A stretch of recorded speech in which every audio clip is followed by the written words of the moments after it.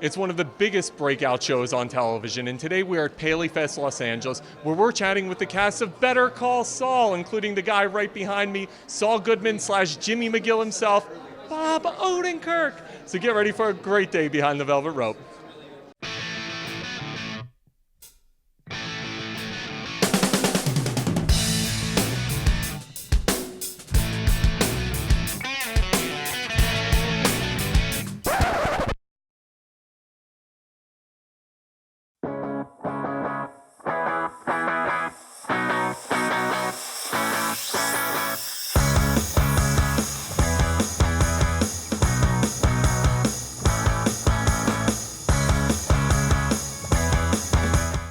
Hey everyone, it's me, Arthur Kade, Saul Goodman in the flesh. Congratulations, Bob, this show, season 2.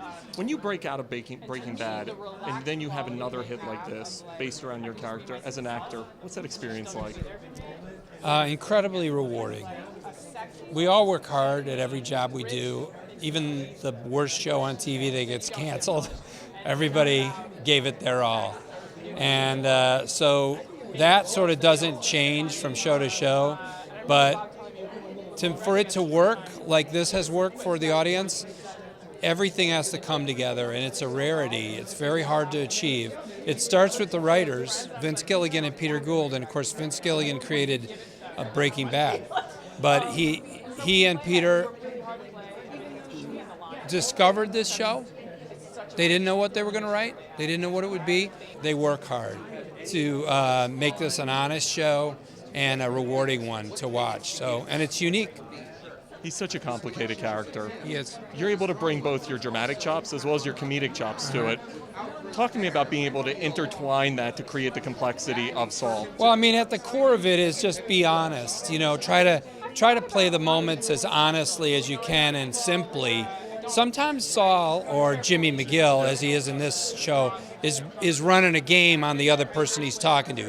He's lying to them, you know, in a manipulative way. And then you're kind of have this sense of the subtext, you know.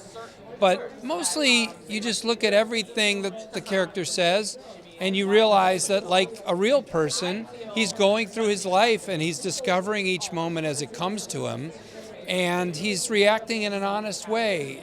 What he's got inside his heart and in his inspirations, he gets inspired by a lot of things, not always to his benefit. In fact, never to his benefit.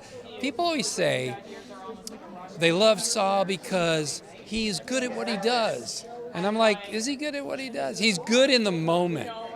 But then in the end, it doesn't always turn out. How incredible is it to see what this show has become? It's, I'd like to say it was terribly surprising, but I don't believe that for a minute. Vince Gilligan's been one of my favorite writers for a long time. I was a huge Breaking Bad fan. And listen, I accepted this role without ever having seen a single word. I just knew it was going to be wonderful. And he just keeps making the characters deeper and deeper, and we just keep climbing up on it and doing it. And it's really fun. It seems like for you, Jonathan, Bob, the triangle of characters, there's such a beloved reaction right now. Has it blown you away to see how much people love Chuck? Oh, I don't think they love Chuck. They like my work. They really want to kill Chuck, and I understand this.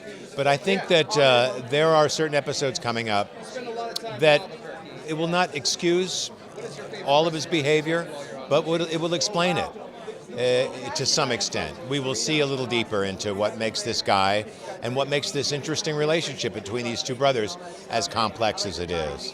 Howard, what a unique character. We don't know if he's good, we don't know if he's bad, he's got an a-hole side to him. It's got to be a pretty fun thing to play as an actor. Yeah, absolutely. You know, and Vince and Peter had told me early on, you know, as opposed to leaning into being, you know, snidely whiplash and curling your mustache sort of thing, he said, you know, keep in mind that Howard is basically a good guy. You know, he's a good guy. He sees the world that he's doing good, which doesn't mean what he does necessarily doesn't have bad actions for other people. There's no doubt about that. But I think Howard goes to bed at night and sleeps like a baby. Your relationship with Jimmy on the show, pretty freaking hilarious. Talk to me about the building of that relationship, the chemistry. Well, you know, working with Bob is fantastic because he just brings so much to the table. And to actually sit there live and watch him in Jimmy mode is so much fun because he can go off the rails and really get crazy. And Howard, of course, is much more straight-laced. So the thing is, I think Howard wants to be Jimmy. I think Howard wants to let loose. He has an inner Jimmy in him somewhere, but he can't because, he's Howard Hamlin. He's got his name on the wall. Coming off of Breaking Bad, how many writers can hit 2 home runs in a row? Were you a fan of Breaking Bad? And once Vince ends up announcing the show and you become part of it, are you like, we've got to deliver the goods on this one? I think I'm not the only actor that would say, if you see Vince Gilligan's name or Peter Gould's name on a script, you say yes, probably before you even turn the first page. And that's how I feel about these guys. I trust them with my character's life. I trust them with this whole story arc. And, they ask us to run blindfolded, straight into the dark, because we as actors have no idea what's coming up from episode to episode.